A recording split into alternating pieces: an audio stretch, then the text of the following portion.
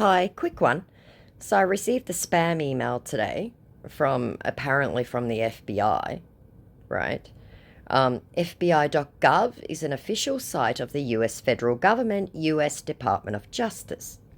Dear beneficiary, this is the Federal Bureau of Investigation, FBI, using this medium to inform you that there is no more time left to waste because you have been given since January till this moment and you have failed to secure the required wire transfer documents from Office of the Presidency as stated earlier, and you must adhere to these directives to avoid you blaming yourself at last when we must have arrested and jailed you and all your properties confiscated.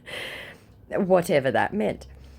You failed to comply with our directives to secure the wire transfer document from Office of the Presidency, and that was the reason why we didn't hear from you on the 13th of July as promised, and our Executive Director, Mr. Christopher A. Wray, has already been notified about this situation report, and to get the process completed, you have to secure the wire transfer documents from Office of the Presidency immediately with the help of Mr. Samuel Adimora, or the warrant of arrest which has been signed against you will be carried out in the next 72 hours as strictly signed by the FBI Executive Director, Mr. Christopher A. Wray. So that's a whole lot of nonsense, badly written, poor grammar, absolute nonsensical rubbish.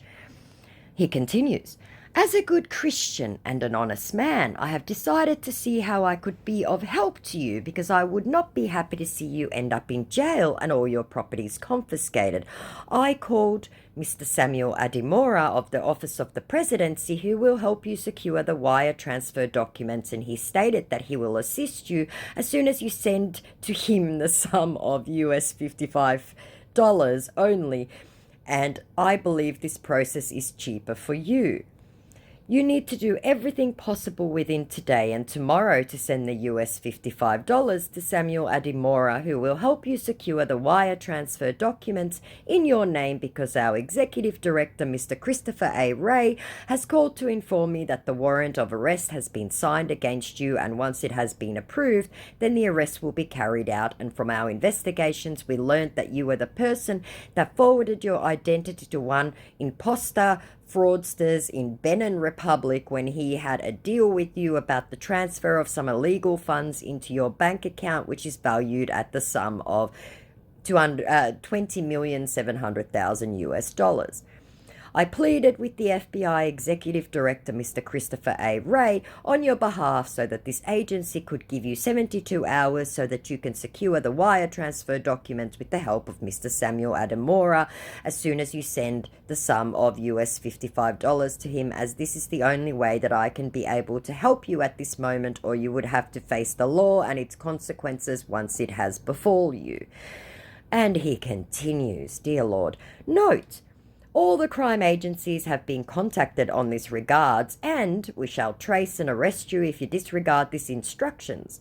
You have been given 72 hours to make the payment so that Mr. Paul Glenn will help you secure the wire transfer documents, and if you fail, you will be arrested and tried in the court for terrorism, money laundering, and drug trafficking charges, so be warned not to try anything funny because you are being watched.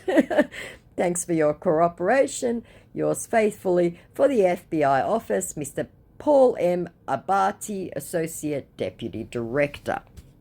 So obviously, knowing this was a scam, I absolutely had to respond to this, which I then did by saying, hi there, this email does not make any sense. Why would I first need to pay, and I on purpose misunderstood and wrote 50K rather than $50.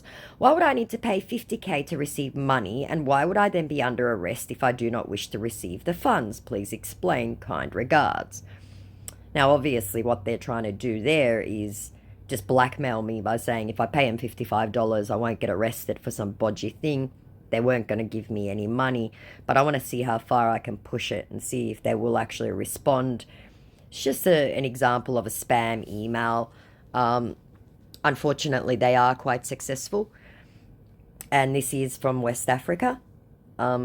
And you'd be surprised at how many people, especially if their English is a second language, may fall for this.